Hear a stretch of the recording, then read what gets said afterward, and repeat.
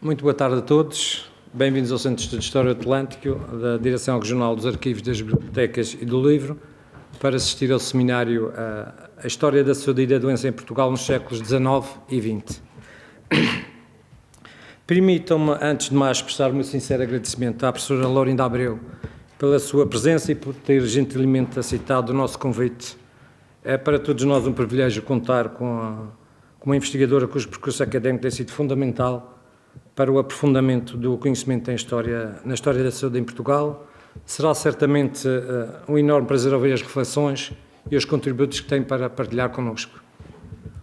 Uma palavra especial também de reconhecimento é devida ao meu estimado amigo Filipe dos Santos, pelo apoio constante, pelo incentivo, ao longo do período em que em que colaborei com esta casa e também pelo apoio que me deu a organizar o seminário. Em nota pessoal, é com enorme prazer que regresso a casa. Esta foi a minha casa e sempre será. Foi aqui que eu cresci intelectualmente, profissionalmente, por isso agradeço a todos os funcionários e amigos do Centro de História do Atlântico o facto de estarem aqui para me ouvir. Falando um pouco sobre o seminário, pretende-se nesta tarde abordar e debater a saúde pública e as enfermidades em Portugal no século XIX e nos princípios do século XX, a importância dos fatores ambientais, sociais, económicos e culturais na origem, evolução, dispersão das doenças, a mortalidade e a intensidade das epidemias, as políticas públicas de combate e intervenção de outras entidades na promoção e divulgação de medidas preventivas, os conhecimentos científicos, os médicos, os cirurgiões, os enfermeiros, os boticários e as suas práticas, são estas algumas das questões que nós pretendemos abordar hoje. Organizámos este seminário da seguinte forma: teremos a primeira, a conferência pela doutora professora Laurinda Abreu, aproximadamente 45 minutos, 50 minutos, mais ou menos. Depois teremos um período de debate entre 15 a 20 minutos. Fazemos uma pausa aproximadamente também de 15 a 20 minutos e regressamos para os trabalhos logo em seguida. Então, vamos começar. A professora Laurinda Abreu é doutorada em História Moderna pela Universidade de Coimbra, professora catedrática no Departamento de História da Universidade de Évora, membro de diversas instituições científicas, como, por exemplo, o Centro Interdisciplinar de História, Culturas e Sociedades. Tem investigado e publicado diversos estudos sobre a história da assistência e da saúde em Portugal, na época moderna, área onde também tem coordenado diversos projetos de investigação. A conferência que nos traz hoje intitula-se Fome, Miséria e Epidemias em Portugal. Desafios políticos e estratégias de intervenção, 1850-1918. Professora, deixe só ajudar aqui a pôr o... também.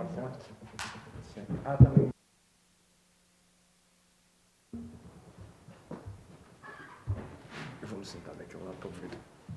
Não, podia ficar aqui, ficava mais acompanhado, mas sinta-se à vontade.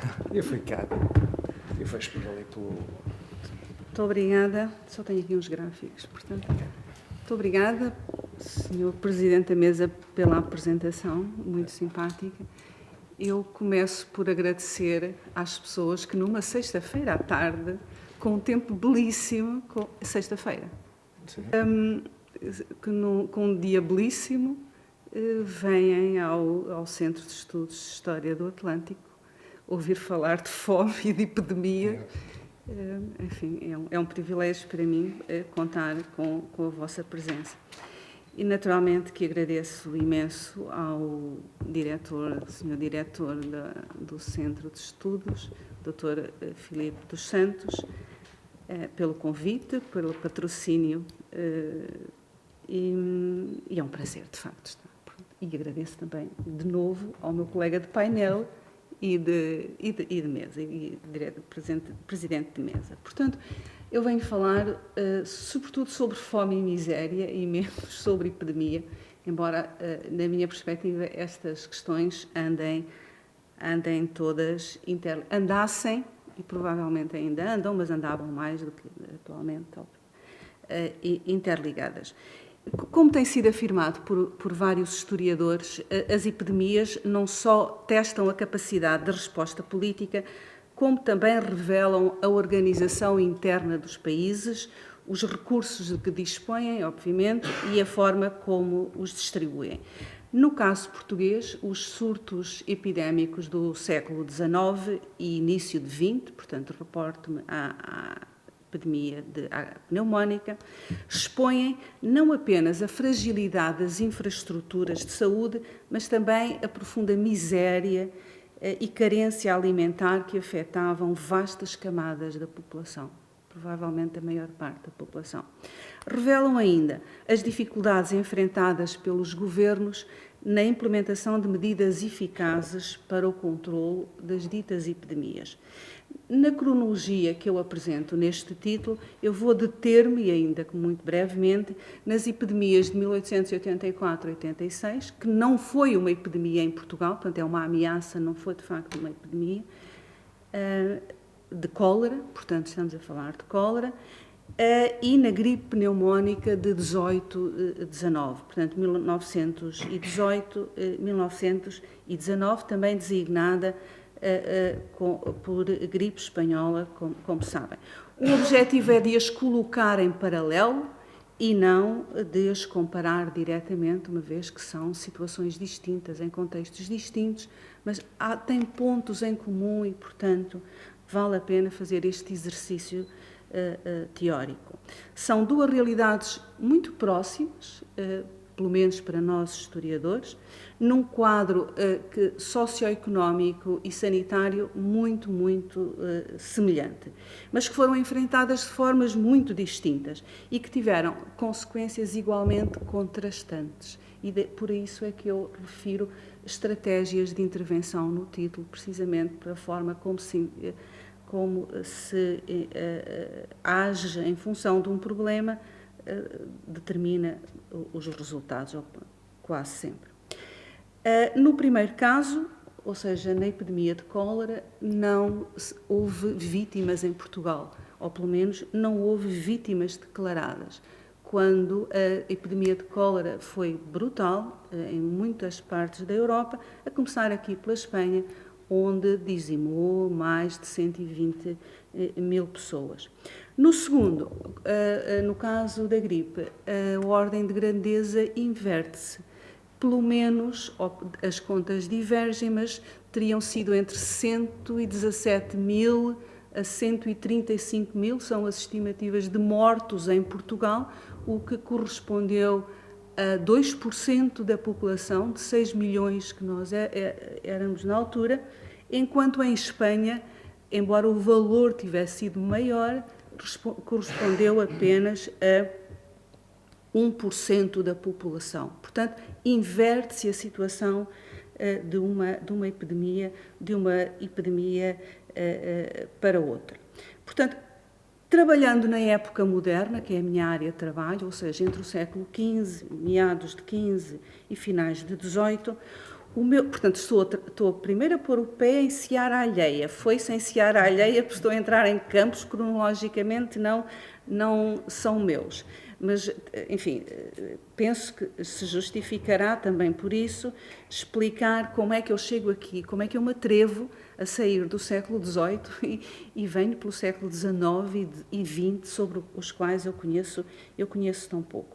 Mas o meu interesse por esta cronologia surgiu ao analisar os primeiros cordões sanitários militarizados que foram implementados em território continental, ou pelo menos que nós tenhamos conhecimento deles. Portanto, em 1800 e em 1804, o Governo, através da Intendência-Geral da Polícia, em articulação com uma série de outros organismos, nomeadamente os militares, porque quando falamos em cordões sanitários militarizados, estamos a falar do Exército, que é chamado para ser colocado nas fronteiras, neste caso nas fronteiras terrestres, portanto, cordões sanitários militarizados terrestres na fronteira, porque no interior do território, através das ordenanças, já há conhecimento deles. Portanto, os primeiros que houve, de uma forma articulada, planeados segundo a teoria internacional que existia na altura, datam do início do século XIX. Estão ligados às epidemias propriamente ditas. O primeiro também, na minha perspectiva, relacionado com uma questão política e militar, que tem a ver com a Guerra das Laranjas. É um outro universo, mas foi assim que eu cheguei aos cordões militares, os cordões sanitários militarizados. Está aqui neste slide toda a parafernália de mecanismos que se põe no terreno quando se prepara um cordão sanitário militarizado, que é arranjar hospitais para os atacados, neste caso não é cólera ainda, obviamente, mas para quem está doente, aqui é peste e febre amarela, creio que é febre amarela, já não me recordo bem, hospitais de retaguarda, lazaretos, espaços onde as pessoas têm que ficar em quarentena enquanto passa o tempo, portanto, para esperar até entrarem em território nacional. Portanto, quarentenas, lazaretos e cordões sanitários é esta tríade que se aprendeu, que a Europa estabelece a partir da peste negra no século XIV e que depois vai repetindo ao longo dos séculos. Quando eu falava, até 2020, quando eu falava em quarentenas, lazaretos e cordões sanitários, eu sentia a necessidade de explicar o que era. Desde 2020, que estas palavras entraram no nosso cotidiano e passámos a saber e a vivenciar estas questões. Portanto, eu cheguei ao campo assim, depois o interesse aprofundou-se quando tive acesso a fontes que ainda não tinham sido trabalhadas, que revelavam como, ao longo do século XIX, o poder político, portanto, os governantes, confiaram aos militares a defesa sanitária do país em tempos de cólera. Ou seja, a nossa história recente tem um passado que não é tão longínquo quanto isso.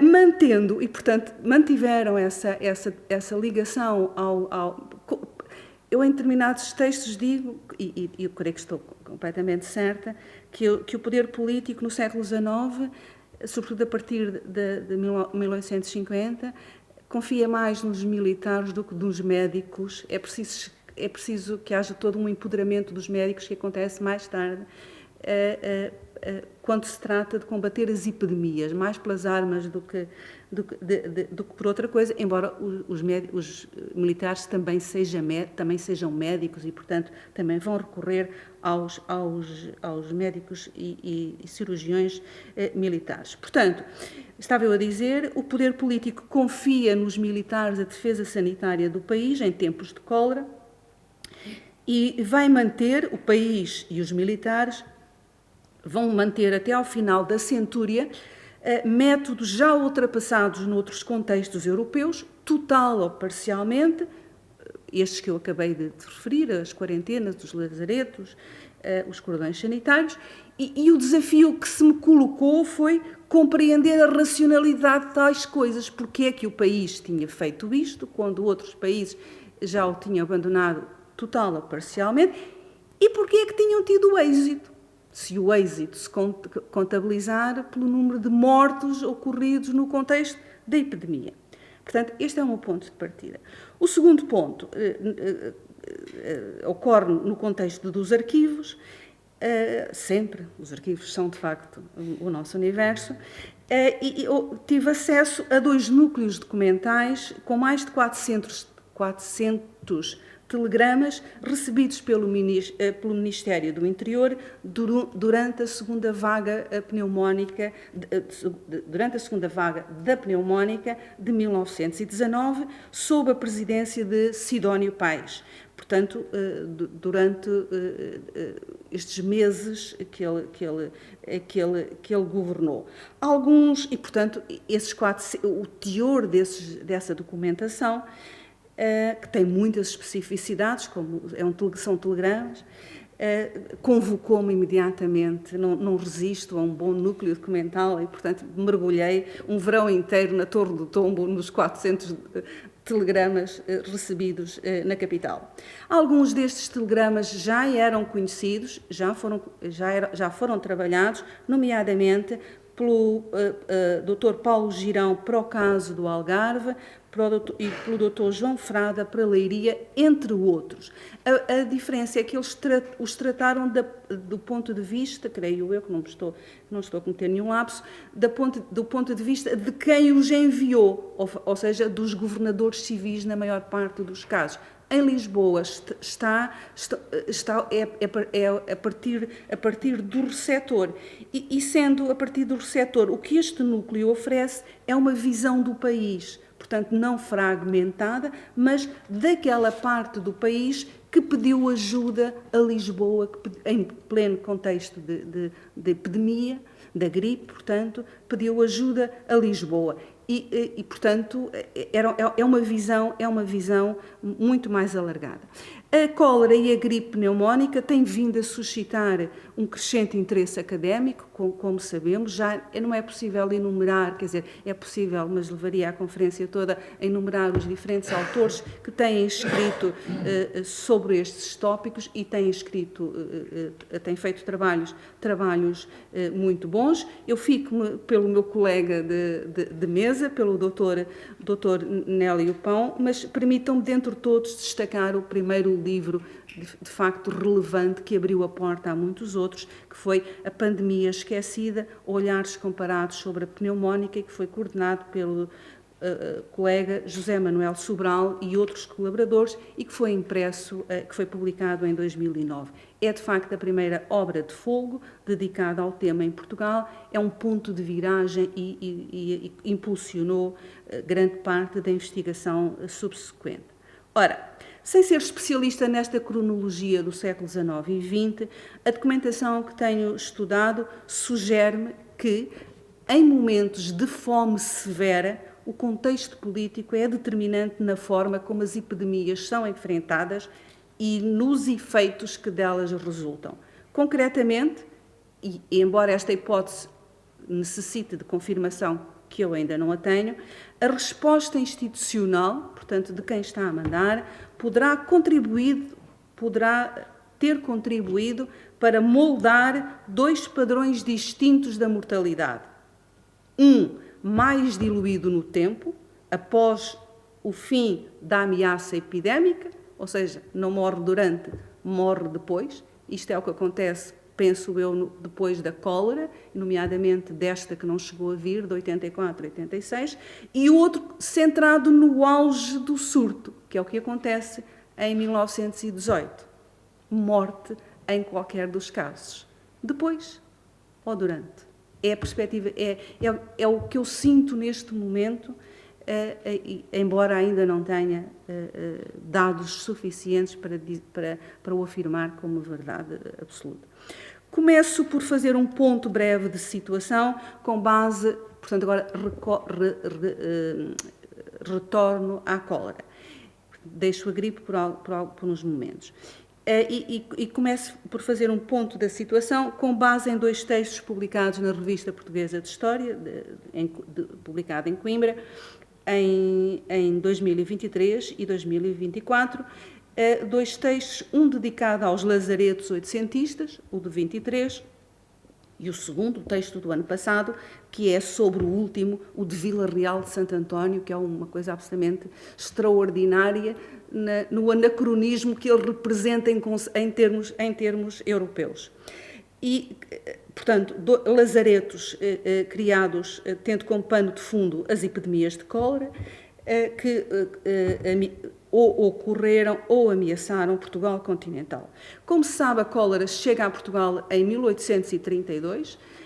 Comumente diz-se que é pelo Porto, chegou pelo Porto, obviamente, por via da guerra, mas também chegou por Lisboa, e esta informação tem tido dificuldades em entrar, que omite-se sistematicamente. Quem o referiu, que eu conheça pela primeira vez, foi um aluno de mestrado, André Pita, numa tese de mestrado muito, muito boa, defendida em 2018, e nesse mesmo ano eu pude confirmar, a partir do acesso à documentação,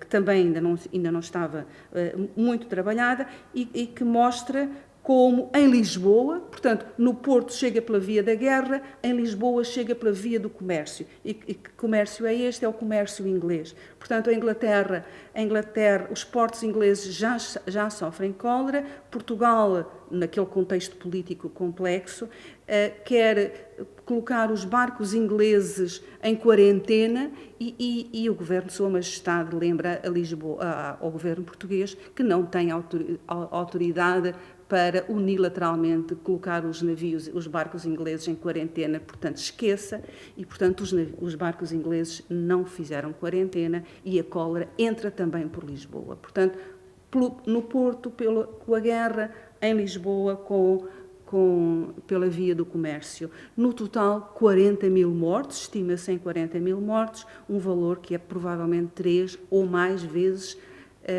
maior, enfim, com um português um bocado complexo, do que os que terão morrido na guerra civil. Portanto, foi brutal esta primeira fase. Ao contrário, na segunda, a primeira fase do segundo surto, e essa é o da década de 50, e por isso é que eu tinha no título, remetia para 1850, porque é uma data que a mim me interessa muito. Na primeira vaga do segundo surto de cólera, em 1853-54, foi um êxito não total, mas muito. As baixas foram, enfim, apenas, podemos dizer uma coisa dessas para gente, para número de pessoas, 82. O que foi 82 mortes em 173 casos. Em 1853, 54, ou seja, no arranque do novo surto. O Conselho de Saúde Pública interpretou esta situação como um êxito autoatribuído, portanto, colhem os louros daquilo que lhes parece ter sido o sucesso, dentre outros fatores, da legislação inspirada nos modelos sanitários britânicos, que reforçava o controle dos espaços públicos e privados, impunha vigilância sobre o comportamento de indivíduos e famílias. O objetivo, nesta altura, era conter a propagação da doença sem comprometer, sem contaminar o comércio, que é sempre um dos grandes problemas quando se fala epidemias. Portanto, ficaram felizes porque, enfim, tinha chegado, mas de modo muito, muito moderado. Todavia, logo no ano seguinte, em 1855, a cólera regressa com uma grande violência e percorre todo o país de uma forma irregular e imprevisível. Não havia forma de saber onde é que surgiria o surto a seguir. E mata muito. O Conselho de Saúde Pública vem logo reconhecer que, afinal, havia limitações na resposta institucional, faltam profissionais de saúde, o poder local demora muito tempo a aplicar as medidas, quando as aplica, portanto, ali logo passa-se de um discurso mais ou menos eufórico para um que aponta uma série de problemas que toda a gente sabia que o país tinha.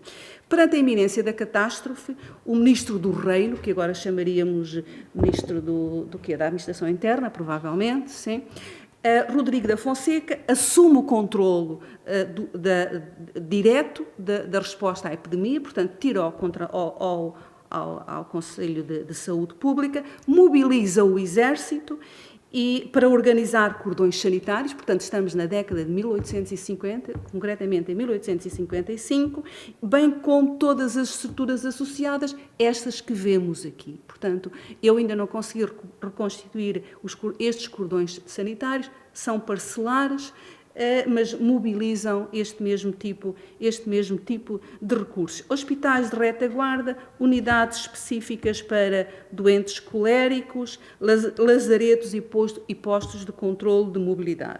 Ao mesmo tempo, aplicam-se as medidas habituais, como o encerramento das feiras e a suspensão de eventos que reunissem grandes aglomerações. Destaca-se ainda, e para mim isto é absolutamente fundamental, destaca-se ainda a publicação de legislação extraordinária e muito invasiva, tanto da propriedade privada como da liberdade individual. E estamos num governo liberal, portanto, isto faz alguma moça. O surto de cólera de 1855 e 56 terá causado 30 mil mortos, com a Madeira incluído. Mas foi o último grande surto nacional, porque depois a cólera fica, como toda a gente sabe, a cólera e outras epidemias, outras doenças com caráter epidémico, mas grandes epidemias, esta foi a última, esta de 55, 56, e nesse sentido Portugal antecipa os países mais desenvolvidos, que estão muito mais à frente em termos sanitários, em termos de desenvolvimento económico, etc. Então, na minha perspectiva, grande parte das razões que explicam a ausência de novas epidemias nacionais de cólera no território continental, e penso que também na Madeira, mas o colega dirá, ao longo do século XIX, reside nos relatórios dos delegados de saúde, ou realizados pelos delegados de saúde, depois deste surto de 55, 56. Esses relatórios, unânimes, a uma só voz, os delegados de saúde mostravam que, tanto em contextos urbanos como rurais, a maioria da população vivia em condições extremamente precárias. Casas insalubres, sem ventilação nem iluminação e marcadas por uma pobreza extrema. Exemplo disso eram as cabanas de junco e cana dos pescadores, no Algarve, a sul, ou os casebres rurais da Guarda e de Vila Real, a norte. Portanto, o país estava numa pobreza extrema. A escassez da água potável, e já se sabe que a água é o grande elemento de transmissão do agente, a escassez da água potável levava grande parte da população a utilizar água estagnada no seu cotidiano, salobra ou contaminada, condições, como sabemos, ideais para a propagação do agente patogénico, e na altura já sabia desde 1854. Estavam especialmente expostos à gravidade da cólera os grupos cuja atividade envolvia contacto direto com a água, como os marinheiros, barqueiros, pescadores, operários dos cais, trabalhadores dos serviços domésticos, obviamente, lavandarias, limpeza ou hospedagem. As recomendações formuladas pelo Conselho de Saúde Pública, que vive no outro patamar, centradas na higiene pessoal, numa alimentação regular e moderada e no repouso, revelam-se desajustadas face à realidade das camadas populares. Portanto, vivem de facto, estão no outro patamar. A alimentação era, em geral, insuficiente e de baixa qualidade, dependente da produção agrícola sazonal, portanto, comia-se o que a terra dava, quando a terra dava. Essa carência alimentar tornava os corpos ainda mais frágeis e vulneráveis à infecção e às suas consequências. Ora, a dimensão social da epidemia, nesta década de 50, já se mostrava óbvia. Apesar de a doença se propagar rapidamente em ambientes urbanos, densamente povoados, atingindo outros setores sociais, entre os pobres a taxa da mortalidade podia ultrapassar os 50% e chegar aos 100%, como temos casos no Algarve, em locais onde não há qualquer apoio institucional. Portanto, é pobre, está contaminado, morre com grandíssima probabilidade. Muitos dos que sobreviviam à cólera acabavam por morrer pouco tempo depois, vítimas de outras doenças associadas às mesmas carências materiais e ambientais. A passividade das autoridades locais, que só atuavam quando a ameaça se tornava iminente. A ausência de articulação entre os diversos níveis administrativos, a corrupção na emissão de certificados de saúde, portanto, dizendo que as pessoas não estavam doentes quando estavam, minavam qualquer tentativa de resposta sistemática à epidemia.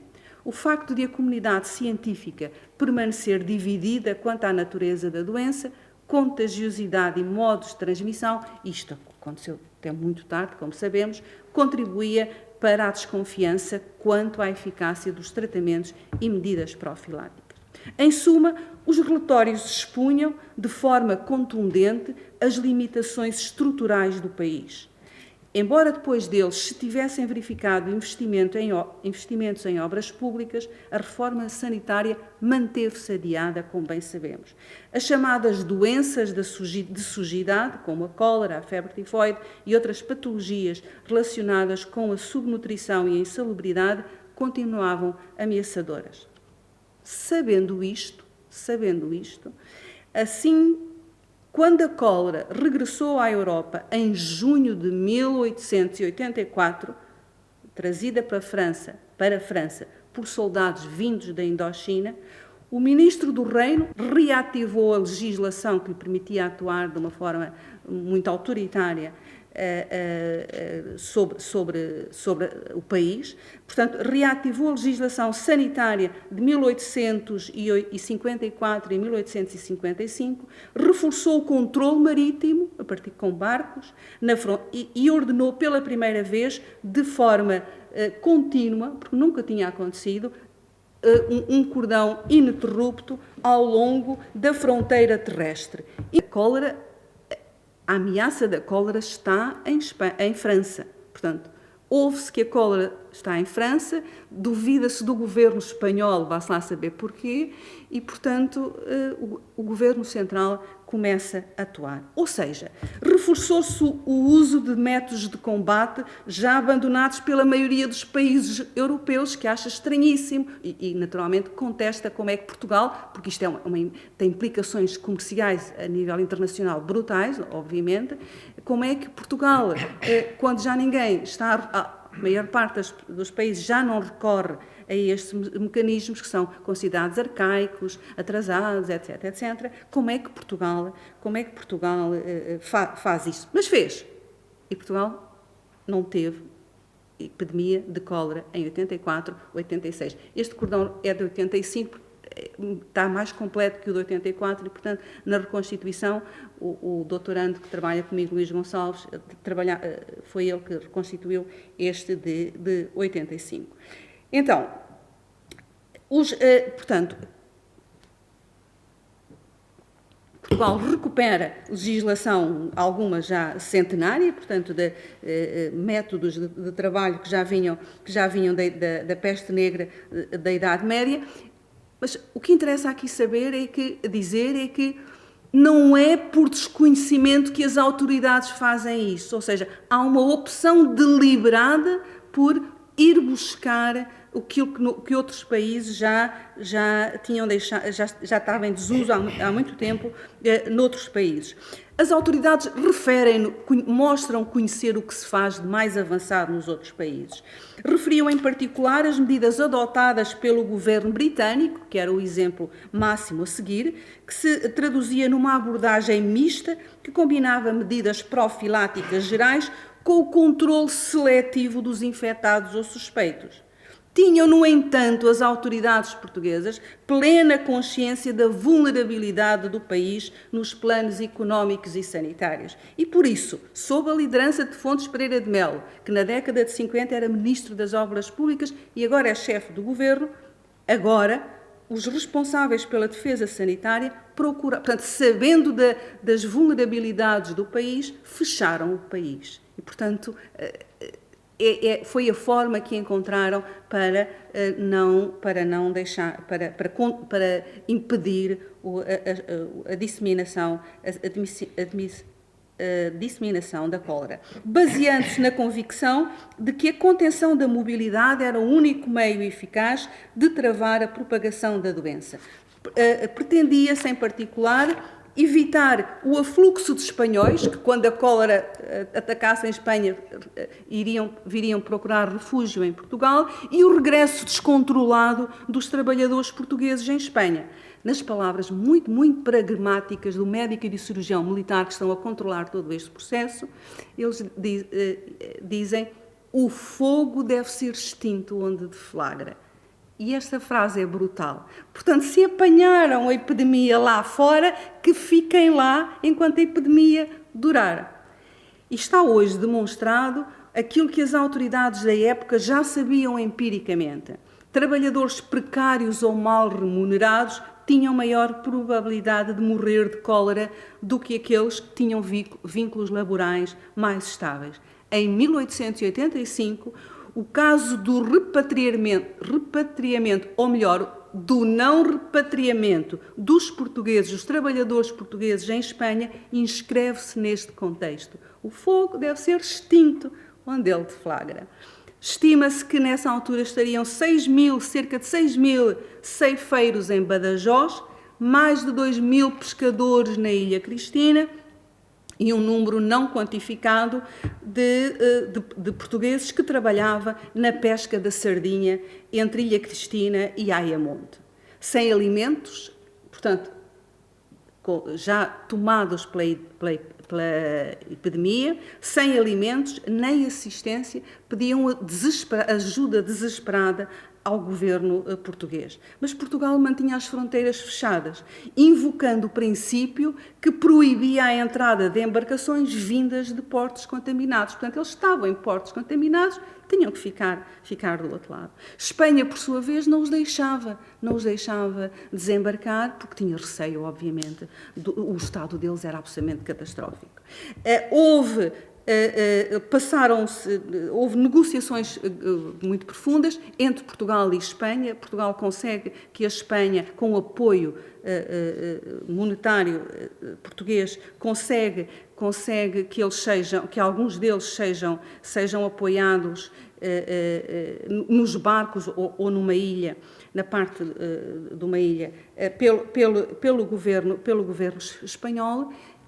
E o país, internamente, enquanto os nossos vizinhos espanhóis estão a tratar dos portugueses, o país debate o que há de fazer com eles, como é que vão entrar pelo Lazareto de Marvão, se pelo de Vila Real de Santo António. Tantos debates, que nos debates se passou o pior tempo da epidemia. E, portanto, só os deixaram regressar em fevereiro de 1886, maioritariamente mulheres e crianças, porque os outros já tinham regressado aos seus trabalhos ou morrido. Não sabemos quantos portugueses morreram neste contexto, abandonados por Portugal. O médico e o cirurgião militar que estão a tomar conta deste processo diz que partia-lhes o coração ver no Guadiana aqueles acenos desesperados pelo socorro, mas o interesse nacional assim o impunha.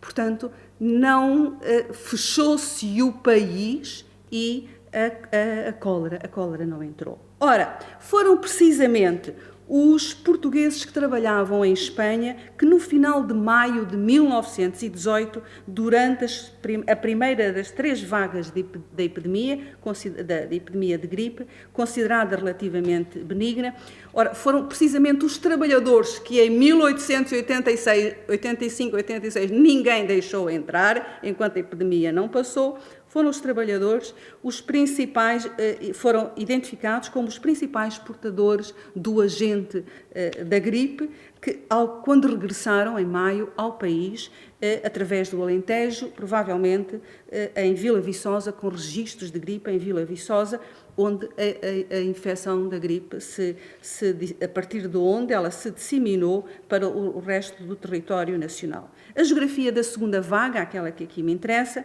a mais violenta, surgida na região do Porto, em torno do Rio Douro, durante os meses de setembro e outubro de 1918, parece apontar para origens sociais semelhantes, associados a contextos de mobilidade laboral e vulnerabilidade económica.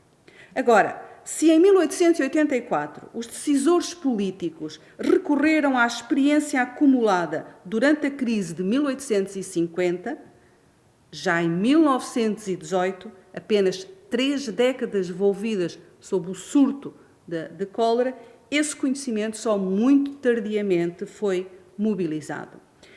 Uma outra vantagem do núcleo destes 400 telegramas, que eu agora vou falar brevemente, reside no facto de permitir, no auge do surto, uma comparação direta entre a situação do país e a do Distrito de Lisboa, dos diferentes concelhos do Distrito de Lisboa, menos da cidade de Lisboa em si, que é gerida de uma outra forma, portanto, entre o Governo e o município. Portanto, é mais comparar o resto do país com com o Distrito de Lisboa, com a realidade dos diferentes concelhos do Distrito de Lisboa, uma realidade tal como ela foi observada e reportada pelas autoridades intermédias, ou seja, governadores civis, administradores dos concelhos, dirigentes dos celeiros municipais e delegados de saúde. Aparentemente, trata-se de gente que se mostra tão desesperada, portanto, no início do século XX, está a terminar, ainda não está a terminar, porque a Primeira Guerra só termina em novembro de 1918, como sabemos, e que se mostra tão desesperada quanto as populações que governavam. No seu conjunto, os telegramas quase nos permitem seguir o percurso da epidemia, ou a marcha epidémica, que é uma expressão muito feliz do Ricardo Jorge, que é diretor-geral da Saúde desde 1911.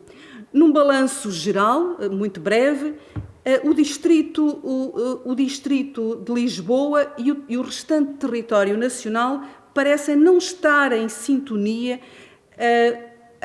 quanto aos pedidos dirigidos aos governadores civis, mesmo tendo em conta o desfazamento de quase um mês entre o início da epidemia a norte, que é relatada para finais de agosto, e a sua chegada a Lisboa já em meados de setembro. No Distrito de Lisboa, onde supostamente existia ou existiria maior disponibilidade de recursos médicos, a questão da fome é mais visível e politicamente mais sensível. Estavam ainda bem presentes os protestos de maio de 1917, que culminaram no assalto a cerca de 200 lojas na Baixa Lisboeta, após o boato de que o pão se esgotara. E daqui resultaram 38 mortos, 117 feridos, 547 detenções. No restante território, portanto, saindo do Distrito de Lisboa, igualmente afetada por uma crise alimentar agravada desde 1912 e piorou ainda com as más colheitas de 1917. Existem diferentes trabalhos sobre este assunto, trabalhos muito bons, recordo pelo menos não vários, da colega Ana Paula Pires. Portanto, no resto do país, parece prevalecer a percepção de que o Governo Central pouco podia ou queria intervir nesse domínio. Por isso, os pedidos concentram-se, portanto, vivendo fome, o resto do país pede a Lisboa, sobretudo, meios para enfrentar o inimigo desconhecido, sem estabelecer, ou pelo menos nós não notamos, mas também são telegramas, uma relação de que eles tenham a percepção da relação direta entre a fome e a doença. Tudo isto ocorre num contexto de forte instabilidade política, como sabemos, e exoneração de vários governadores civis que deixam ainda as populações mais sozinhas. Enquanto diretor-geral da Saúde, Ricardo Jorge só foi chamado a coordenar a resposta estatal à epidemia em 8 de outubro e, portanto, já se conhecia que, pelo menos desde finais de agosto, que ela andava à solta no norte do país. Portanto, só em outubro é que ele, de facto, foi chamado, quase um mês e meio após as primeiras evidências da sua chegada a Lisboa, onde eu disse que chegou mais tarde. O primeiro telegrama recebido no Ministério do Interior data de 31 de agosto, proveniente de Oliveira do Bairro, requerendo açúcar para as farmácias, face à suspeita daquilo que designam uma doença grave e com forte capacidade de propagação. Na semana seguinte, os pedidos multiplicam-se. Gouveia, Amarante, Mogador, Trancoso, Barca Velha, etc., etc., todos urgentes. Às vezes da mesma localidade em dias consecutivos. Pedem roupas, alimentos,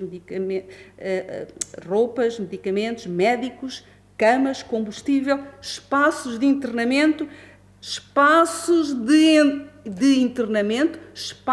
de enterramento e verbas, naturalmente, para o socorro. A partir do dia 30 de setembro, a urgência intensifica-se com comunicações cada vez mais desesperadas. Nem todas as localidades estão representadas, algumas, como Caminha ou Chaves, pediram diretamente ao Presidente da República, nomeadamente Caminha, de onde ele era. De resto, toda a gente está estudado que ele instrumentaliza politicamente a epidemia num contexto que a sua, portanto, que o vai levar ao assassinato, como bem sabemos.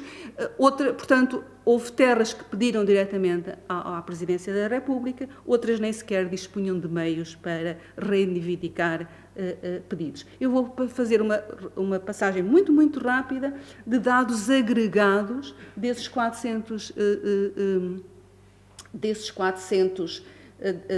telegramas que nós contabilizámos lá na Torre do Tombo e, portanto, não sei se consegue ver, portanto, é por semanas, portanto, estão agregados por semanas, portanto, nós vemos o pico e depois vemos diluir em termos de, à medida que as semanas vão evoluindo, portanto, e a geografia também, não é? Portanto, vimos de onde é que começa. Estes dados ainda não estão publicados. Estou a ver se arranja algum tempo para publicar isto, mas ainda não estão publicados. Portanto, a geografia da epidemia e a chegar aqui à Madeira também, embora mais tardiamente, e depois a começar a diluir-se, porque de facto são picos. Ora, depois o que nós fizemos, este slide está fora de sítio, foi agregar os dados por conteúdos. O que é que eles pedem? Providências. O que quer que seja, ajudem-nos, porque anda um animal à solta, nós não sabemos como atacar, providências. Eles nem sequer especificam a ajuda, pedem providências. Portanto, tudo cabe aqui, mas pedem médicos e recursos humanos, farmacêuticos, que também começam a sucumbir, cirurgiões, enfermeiros, muitos, diga? Boticários, tudo, obviamente. Portanto, recursos humanos, dinheiro, mandem-nos dinheiro para fazermos aquisições, que era um outro problema. Medicamentos, portanto, tudo, combustível, obviamente, combustível que é um bem tão escasso nesta altura. E, em menor escala, o país pede medicamentos, portanto, guias de trânsito, obviamente, porque o trânsito dos produtos está condicionado que o Governo condicionou. Portanto, pede-se um conjunto muito alargado de recursos para fazer face à epidemia. Na capital, portanto, isto é no resto do país, na capital, a 24 de setembro, o Governador Civil encaminha para o Delegado de Saúde um pedido da Zambuja no sentido de debelar a epidemia que há vários dias graçava no quartel militar, trazida pelos soldados vindos do Norte.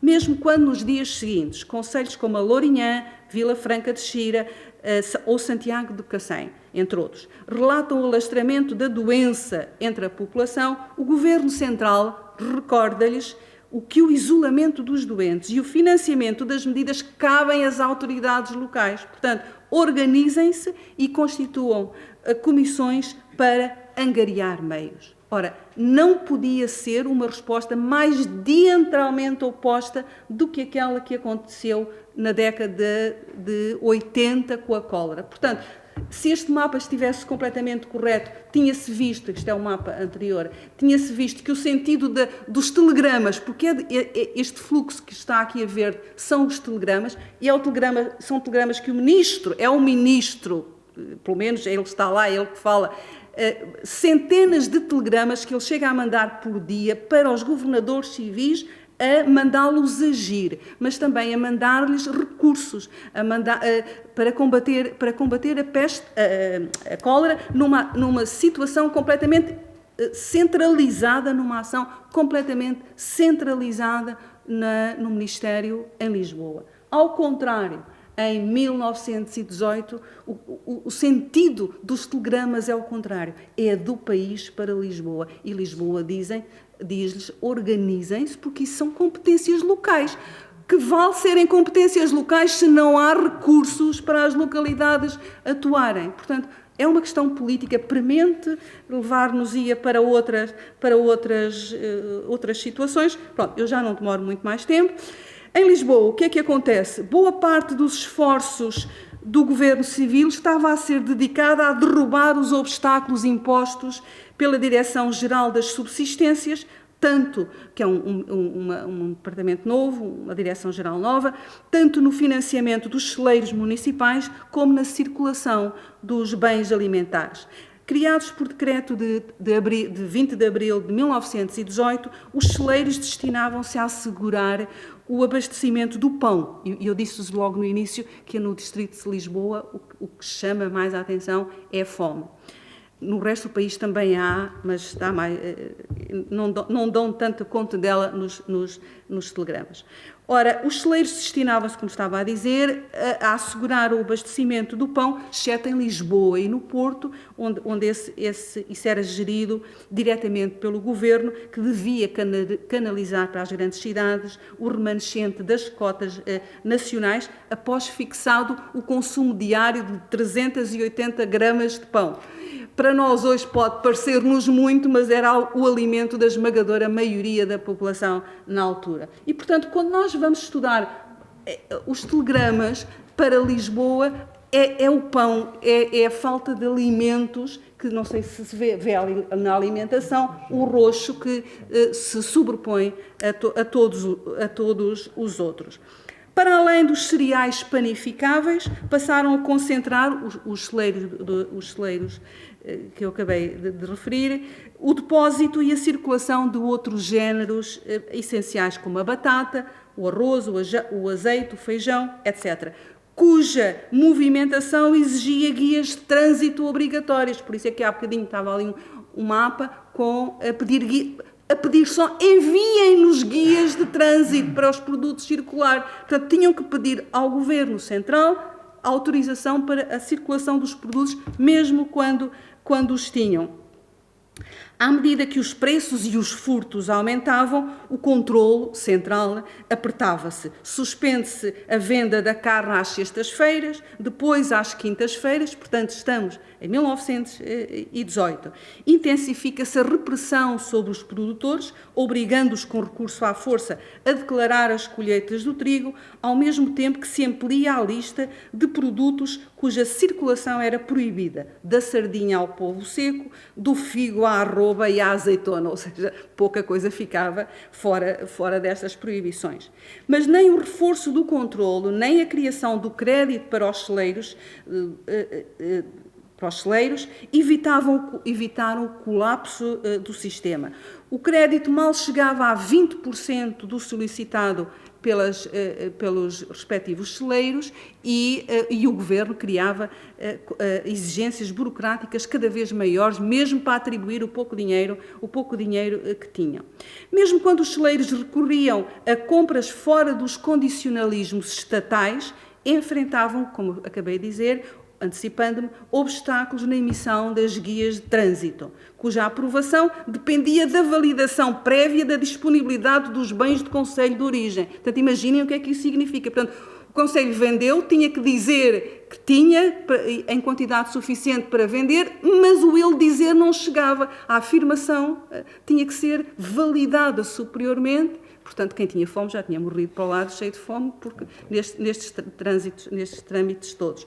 Portanto, em muitos casos, os carregamentos comprados nunca chegaram ao seu destino.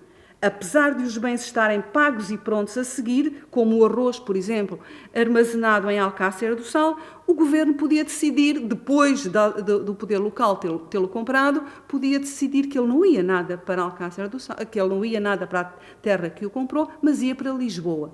Isso aconteceu várias vezes. O mesmo acontece, por exemplo, em Alenquer, que estava, como eles dizem, com uma aflitiva falta de pão, comprou trigo, mas o Governo Central deslocou o trigo comprado por Alenquer para Santarém, porque dizia que Santarém precisava mais.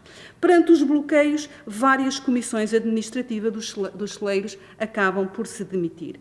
Neste cenário de escassez, tensão e desorganização, que é isso que se vive neste contexto, não se esqueçamos, estamos a acabar a guerra, e estamos com o Sidónio Pais no poder, os sinais de gripe surgem diluídos no ruído mais ensurdecedor da fome. Desprovido de capacidade de resposta, o governo civil vê a epidemia e a fome descontrolarem-se em vários concelhos. Celeiros vazios, farmácias sem produtos básicos como o açúcar, a linhaça ou a mostarda, hospitais sem petróleo para desinfecções, médicos sem gasolina para os automóveis. Em Sines, chega a ser necessário enviar o nome e a matrícula do carro do médico para obter combustível. Portanto, ir a Lisboa, imaginem o que isto significa em termos de rapidez de ação. Em Lisboa, a Companhia Nacional da Moagem recebe a autorização a 10 de outubro para circular sem luz, porque não há velas, portanto, e precisa de levar a farinha aos celeiros, às padarias, e, portanto, circula mesmo sem luz. Quase todos os concelhos pedem médicos, mas e também fiscais, polícias para acompanhar doentes e até padeiros militares, embora estes só fossem úteis quando houvesse, obviamente, farinha, o que raramente acontece.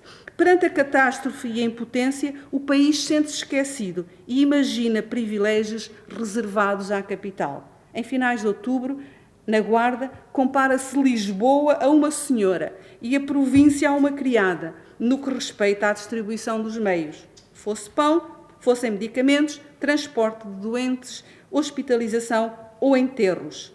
Tudo por conta do Estado, mas apenas na capital, dizem eles.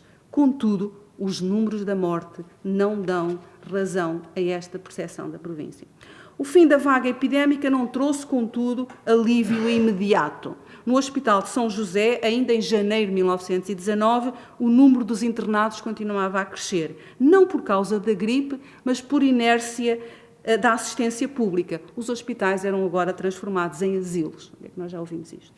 Um pouco por todo o país permaneciam à vista os efeitos sociais da epidemia, como os órfãos desamparados, portanto, crianças que tinham ficado, porque a epidemia tinha, sobretudo, atacado os pais. E ficando bem à vista os efeitos sociais da epidemia, reconhecendo-se, então, que o encerramento dos asilos para crianças durante a epidemia tinha sido um erro, ao privar de alimentação crianças vulneráveis. À medida que o ano avançava, a gripe deixava de ocupar o centro das preocupações, apesar do registro de uma terceira vaga que ainda vem entre fevereiro e maio de 1919, mas muito mais branda. Voltavam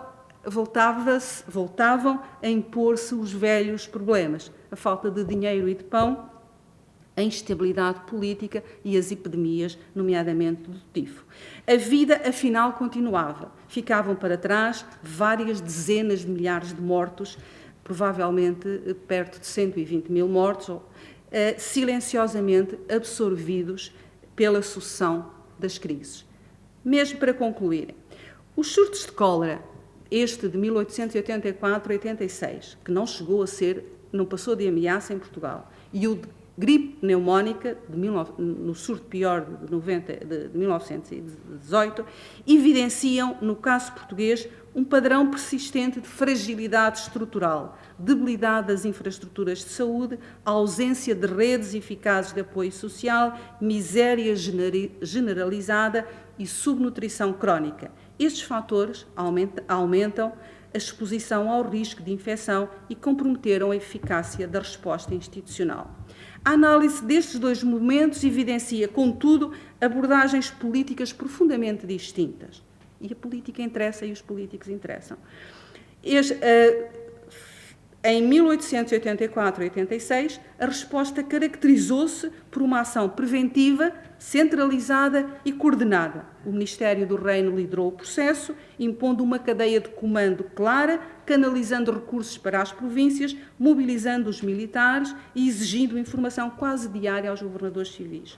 Em 1918, pelo contrário, a resposta foi reativa, fragmentada e tardia. Quando Ricardo Jorge foi nomeado Comissário-Geral Extraordinário para o combate à epidemia, a doença já estava amplamente disseminada. As limitações materiais, os entraves administrativos e a falta de articulação entre os diferentes níveis de governo dificultaram significativamente a sua ação. No conjunto, as medidas tomadas, inspiradas nas respostas anteriores, foram aplicadas de forma mais flexível, refletindo aquilo que se designa por neo-quarentenismo inglês. Todavia, em 1918, o país continuava tão impreparado como estivera na década de 1850, quando o Conselho de Saúde Pública transpôs para a realidade, para a legislação nacional. De legislação nós raramente nos queixamos, da sua aplicação é que é outro tanto, e portanto o país continuava quase tão impreparado como estava na década de 1850. Por outro lado, ao contrário da posição que tinha assumido em 1899, a quando do surto da peste bubónica no Porto, Ricardo Jorge opôs-se agora, em 1918, à adoção dos cordões sanitários, como a esmagadora maioria dos seus colegas nacionais e até internacionais já o faziam, criticando inclusive os países que os mantinham, como era o caso de Espanha.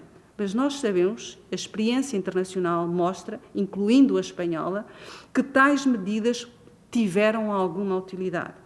No entanto, mesmo que ele quisesse ter aplicado os cordões sanitários militarizados, o país não dispunha de militares, nem de recursos associados, como tinha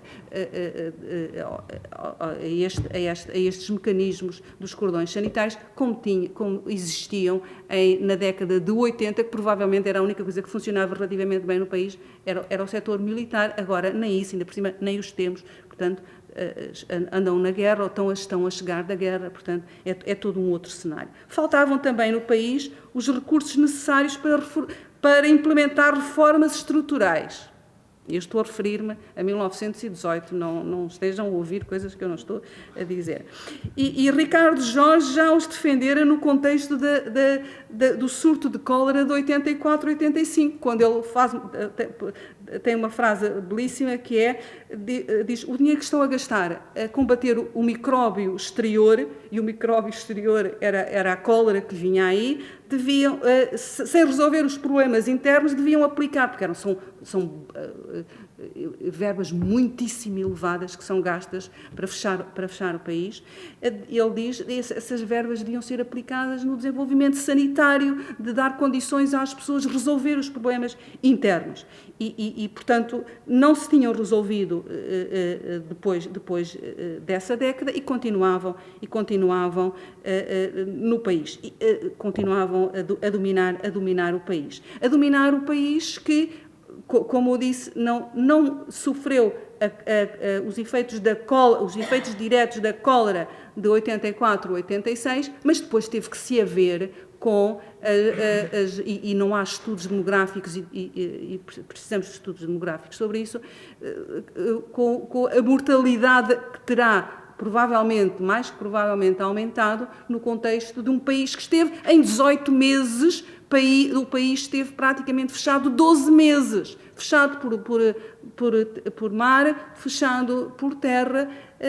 Claro que havia mobilidade, mas depois de passarem pelos cordões sanitários, depois de passarem pelos lazaretos, economicamente o país estava parado, a indústria, as matérias-primas ficavam retidas nas fronteiras, não podia haver trocas comerciais, portanto não podia haver feiras, não podia haver mercados, as pessoas não podiam ir à Espanha trabalhar e isso era um espaço importante de trabalho para os portugueses, portanto, não terão morrido, de facto, da cólera, mas depois não sabemos quantos terão morrido depois disto. Em 1918, faltou também a capacidade política para antecipar os problemas e a nomeação tardia de Ricardo Jorge expressa-o bem.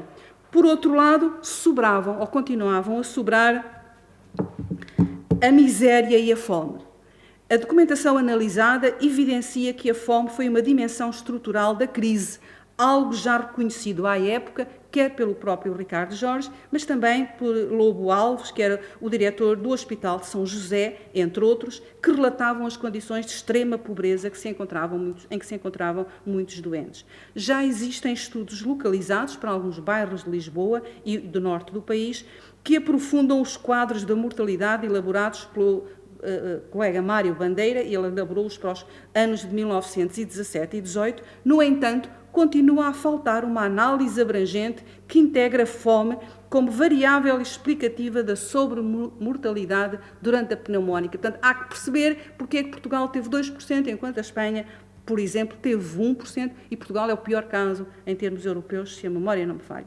Esta relação, portanto, entre a fome e a sobremortalidade, foi, aliás, demonstrada internacionalmente desde 1931, quando a investigação em epidemiologia histórica começou a mostrar que a gripe de 1918 afetou desproporcionalmente os mais pobres, contrariando a ideia de que se tratou de uma doença socialmente neutra, que é também um outro ponto de análise muito interessante. A carência alimentar e os baixos rendimentos comprometeram, com certeza, a resistência física e imunológica dos mais frágeis. Não são estudos de demografia histórica, que não têm competências para isso, portanto, aquilo que fizemos foi apenas colocar os dados da morte no mapa, e aquilo que nós mostramos, precisamente neste mapa, é que, primeiro, em 1918, quando comparado com 1917, a morte no distrito de Lisboa, aquele onde a fome mais se relata nos telegramas, a fome, a morte duplica na maior parte dos casos. E nos sítios que mais fome